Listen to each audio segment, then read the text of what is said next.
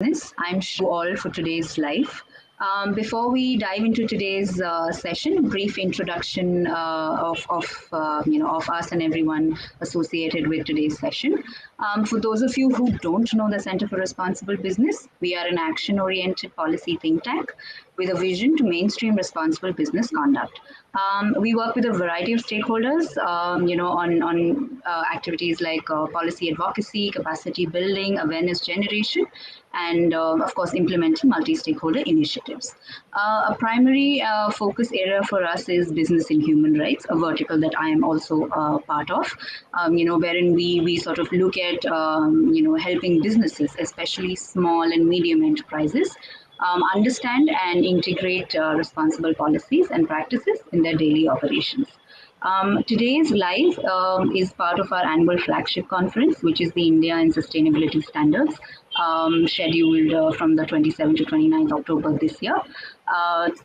This is also the 8th year of the conference, and we are partnering with the Friedrich Naumann Foundation for Freedom, which is a German foundation working on economic freedom, human rights, urban governance, and digital transformation. As part of our association with the Friedrich Naumann Foundation, we are chronicling inspirational entrepreneurial stories across the country, and we are sort of looking at highlighting these stories as case studies to promote business practices across sectors that have enabled small and medium enterprises to adopt and integrate sustainability in their daily day-to-day activities. And with that, and without further ado, I'd like to introduce my co-speaker today. Dr. Sunil Kaul is the managing trustee of The Ant. The Ant is an organization that primarily works with communities in the northeastern region of India. Dr. Kaul also is also a public health doctor. He's consulted on malaria, TB, maternal and child health, and other public health issues with national and international agencies. He comes with 10 years of experience, or more than that, in the army as a medical doctor, and of course, over 25 years he's been associated with the development space in the Northeast, specifically in other parts of the country. So thank you so much, Dr. Kaul, for taking out the time to interact with us today. I know you have a very busy schedule, and I'm just glad you took out the time to sort of connect with us today.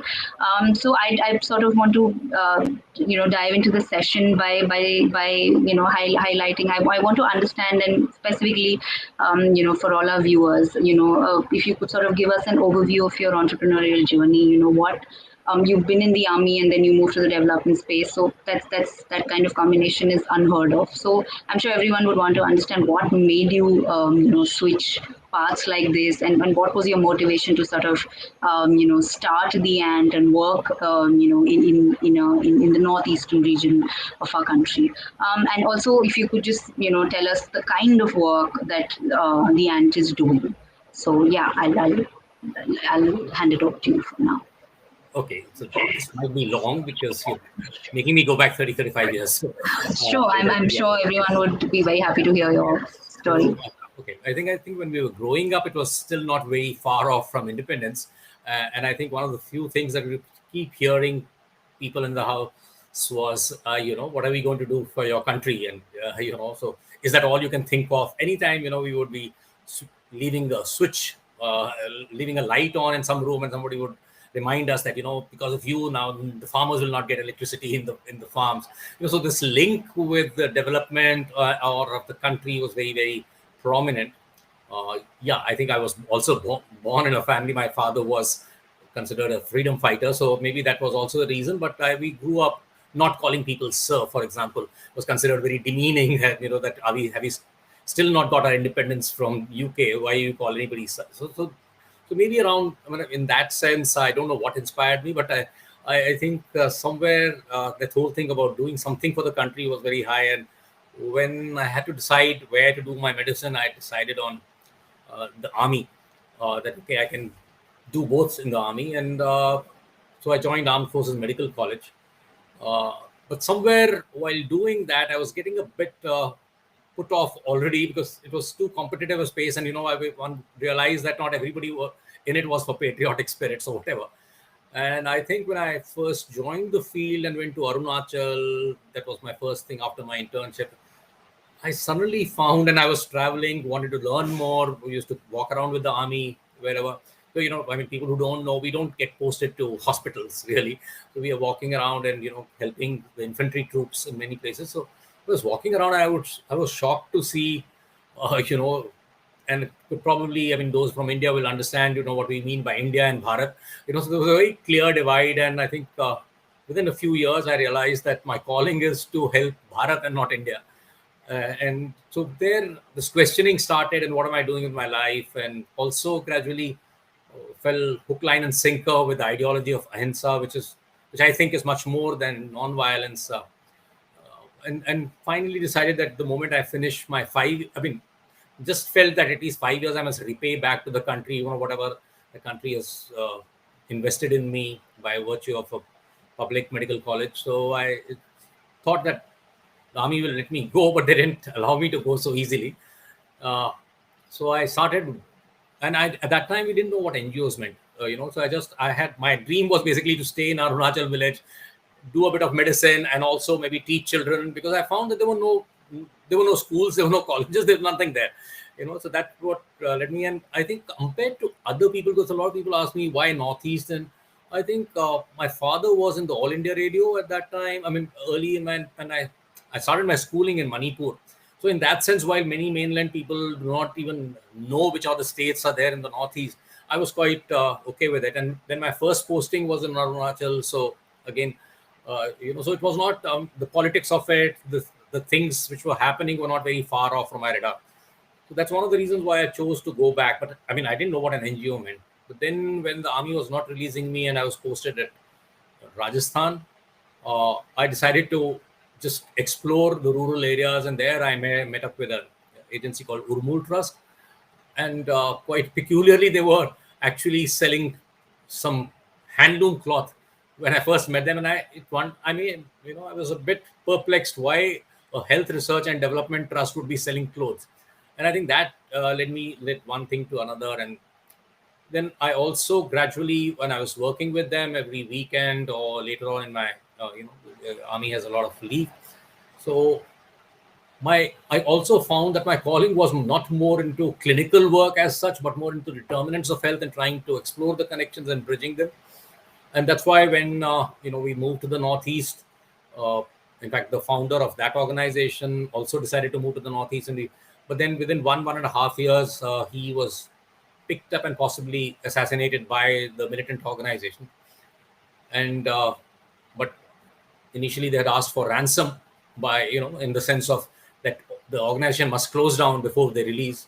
But eventually they never released him. And actually, I mean, we come to know that he'd been killed.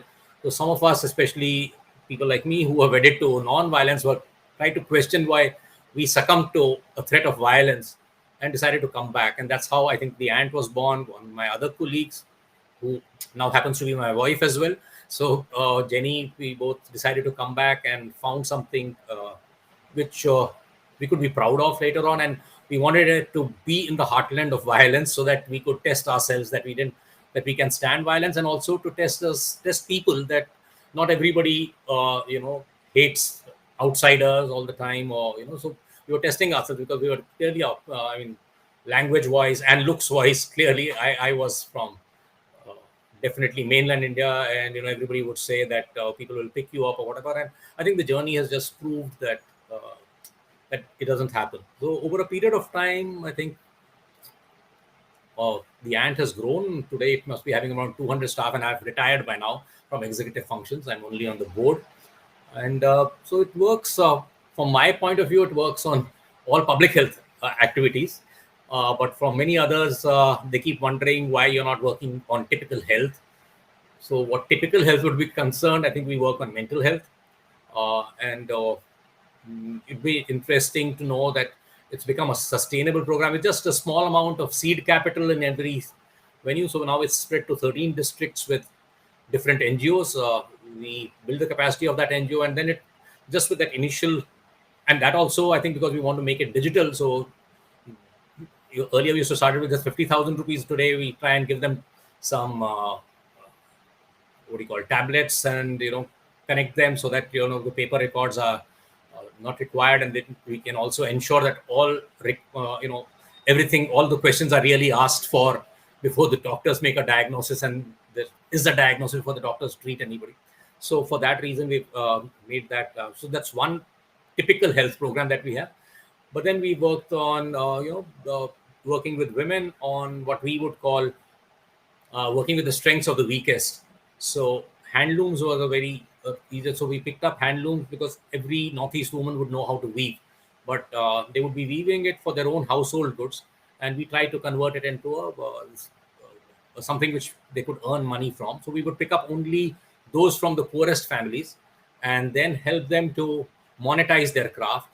And that's led to another organization called Agor Dagrafat, which means a weavers organization. And I spend not more than a few hours every month with them, and they've been running it.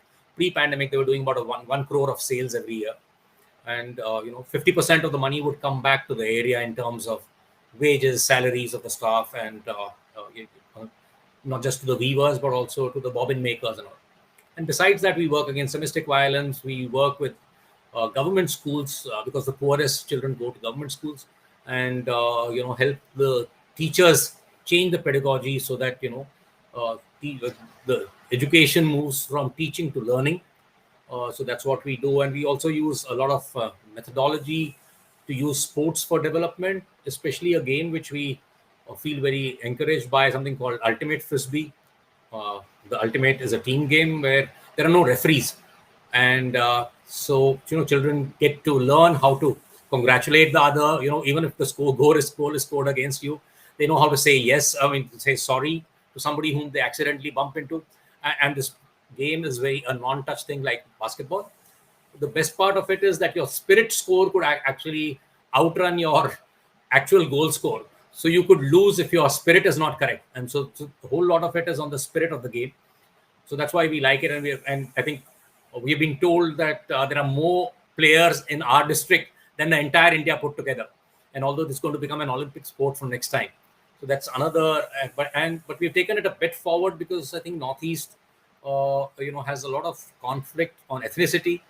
And what we do is that although children are playing this game in their own villages, we say that you can play our tournaments, which happen twice a year, only if each team that is registered with us has at least 3 religions and 3 mother tongues, so that people, while playing with each other, get to know each other and go beyond the obvious and learn that all of us are good human beings, and then that we can all gel together with decency. And so those are the kinds of things that we do. And we also build capacity of the voluntary sector because we feel it's the 5th pillar of democracy.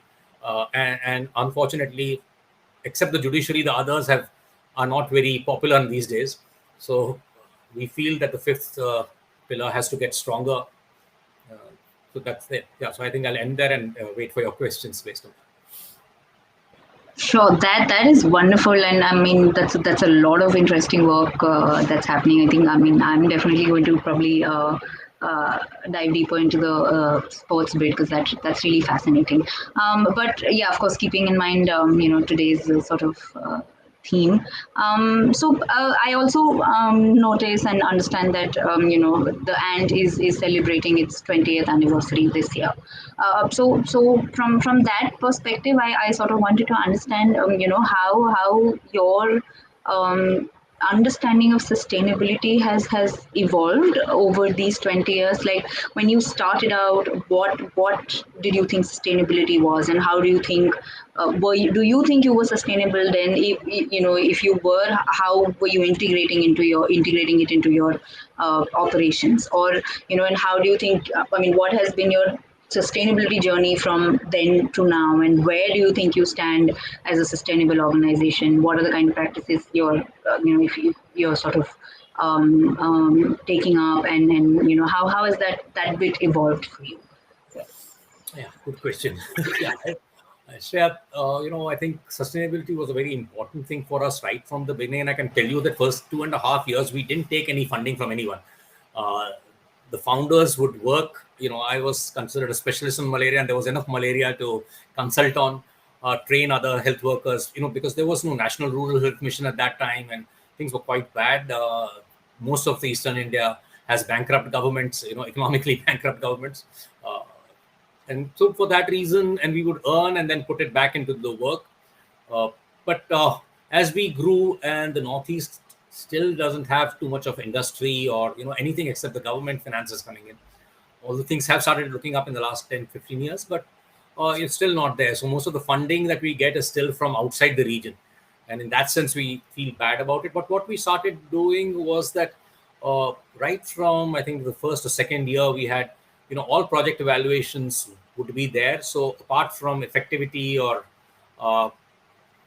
the efficiency of the program, we would also be evaluating, and every 3-4 months, the team would sit down and evaluate every project, and would look at 2-3 other points, and they've increased over a period of time. So besides those two, effectivity and efficiency, we would look at the community engagement, and in that we would also look at what we call Gandhiji's talisman, that is the poorest being addressed by this program at all or not, and would he or she be interested in the program. And the last used to be actually sustainability of the project. So not that we were always thinking that everything would become sustainable, but then while evaluating it, we would get one comment or the other from somebody in the team, which would egg us on to move towards that. So in that sense, I would say, and initially, because we were all development people who had studied development, most of us, and some of us were even social work people. So by and large, we understood sustainability as something which was only like environmentally sustainable, right? But we also felt that being in the Northeast, where funds are not going to come, so we were very careful about even financial sustainability, and that's, I think, one of the reasons why we, despite having money for getting every now and then, we were getting money for the handloom handicraft part, not big money, but whatever small money, we would always see it as a working capital and nothing else. We would like it to just continue and use that money overall to be parked somewhere, but constantly look at every single expense which has been made, try and extrapolate it every time we got an order, so that we could make some savings and increase the capital. But I think we ourselves were, so what we also did, just to force us, so whenever, later on, after the first 5-6 years, whenever somebody would offer us a grant, and we would say, no, sorry, give us a loan. And because most of these, including NABARD, would not give you a loan so easily, we would tell them, okay, we'll finally go to the bank. So we went to the bank, and today also, Agor works on a CC, what do you call a CC loan? I'm forgetting the full form of it, which works like a revolving credit, which is there, and whatever money. So cash credit limit. So that's what we work on, basically, so that we are constantly aware of the fact that every money which comes has got a cost. And also, sometimes we also feel that it's unfair when you are competing in the business arena with other people, that we are getting all our working capital free of cost while others are not getting it. So for that reason, I think after some time, when we set up the base, we felt that we should be, by and large, although we do understand that it's not always easy to work in a tribal area and in a backward area, because even our auditor would keep asking us, why isn't some businessman doing this rather than an NGO doing it? So he would ask this question that, if you're making profits also, in the first 8-10 years, we never had a loss, actually. It's only when we grew up and, when we are trying to expand and give more livelihood to more people, and that's when we decided that we will have to sell it through big people like maybe Fab India or Big Bazaar or somebody else. So we had to cut down the margins and also get dictated by their margins. So in that sense, that's where we started losing every now and then. But it's still been a good journey, I would say. Most of the years we've been on the plus side as finances are concerned. And so in about 1.4 crores of investment that we have ever made in the business, I think we've returned about, say, 6.5 crores back to the area, just in terms of salaries and wages of the weavers and bobbin makers. And so this sustainability, we always try, even when we are training other NGOs, we try and tell them that this should be one of the ways in which you should evaluate every single program, and also structure it or plan it in such a way that the community takes on more and more. And that's why the other part, which we say community engagement, is important. because we feel that if we go out, I mean, something must remain in the community, even if it's education or something which we expect the government to deliver. Yet, we should work with the community so that they can take on the monitoring. And because eventually what they don't see is that the teacher's salary, or the education people's salary, or the health people's salary, all is coming out from their taxes. And percentage wise, the poorest pay the maximum part of their salary to taxes, whenever they are buying a toothpaste or a soap or whatever. I mean, so in that sense, they should be taking care. Yeah.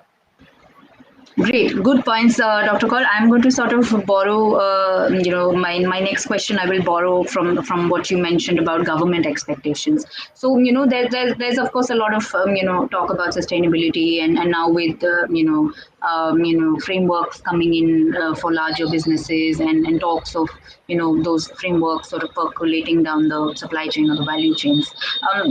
And since you are in a zone and in a space where you're also working with other NGOs who may be at your scale or your growth level, or lesser than that, what kind of government support do you think small or medium enterprises really need at this point to sort of make sustainability a habit, something that just becomes a way of existing, or like, just what kind of support do you need? It could be from the government, from the industry, or from civil society in general, but just what kind of support do you think organizations really need?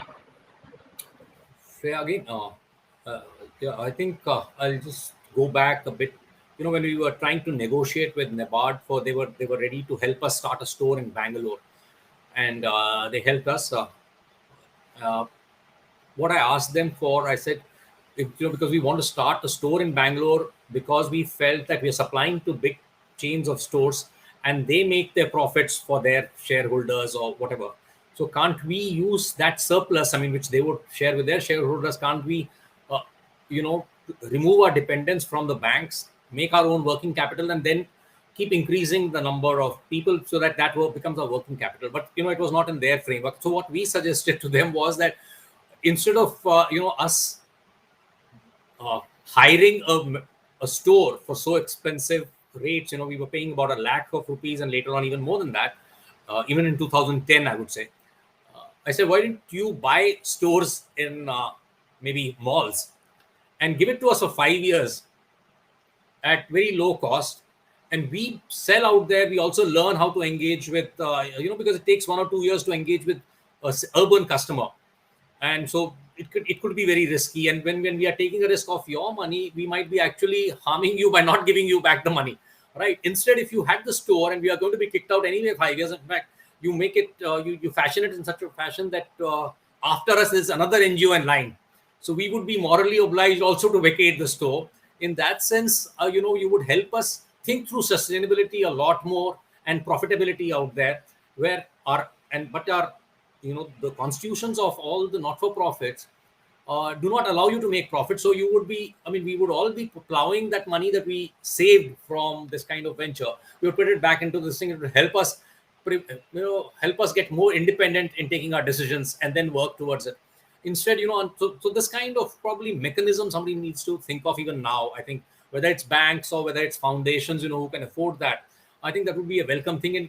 And it could be not like we could go straight to Bangalore because, because we had got this experience that Fab India or TriFed and others were buying our stuff. Some people might think that we do not want to, like what has happened to us. We've been hit much more by our strategy here because we were trying to look for very far away markets in the urban areas and big metros. So the pandemic has hit us much harder than those who were trying to sell their wares in the neighboring town. So, but these could be for, this could be in small towns. If, a store could be in the state capital, all those. So different levels for different NGOs, for not-for-profit, so that, in rural development where the government plows in a lot of money and a lot of money does not come back sustainably, or doesn't even really build capacity. Sometimes it gets corrupted, or, whatever.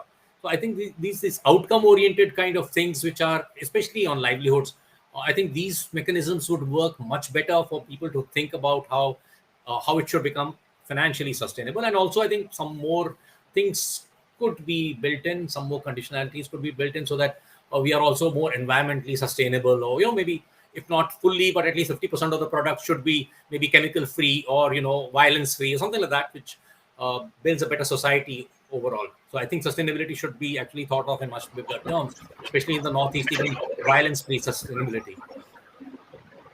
Great, great, great. So I'm also conscious of the time, Dr. Kaul. So I'm just going to give you just one last question. So 30, 35 years of experience. If you had to sort of for somebody who's aspiring to sort of follow this path and move into the sustainable realm, deep dive into it. What are the 2 or 3 things that you would really recommend, or what would be the 2, 3 key takeaways that you would suggest to someone who's looking to sort of be in a similar space? Okay. I think just one thing that I'll say is the environment has changed for NGOs, and the government does not want NGOs to be sustainable these days. So that's one of the challenges, because they've taken away all business doing capability from the NGOs and don't allow foreign grants and whatnot. So that's another thing. But I would say, that old Nike line: just don't think about it, do it. Right? Money will follow your passion and your things. 2 is built in systems of evaluating sustainability all the time, so that you are egged on by it, rather than allow third parties to do sustainability, and at the end you are doing it. But every 3-4 months you should constantly look at all your team members and sometimes even outsiders, checking whether your things are sustainable or not.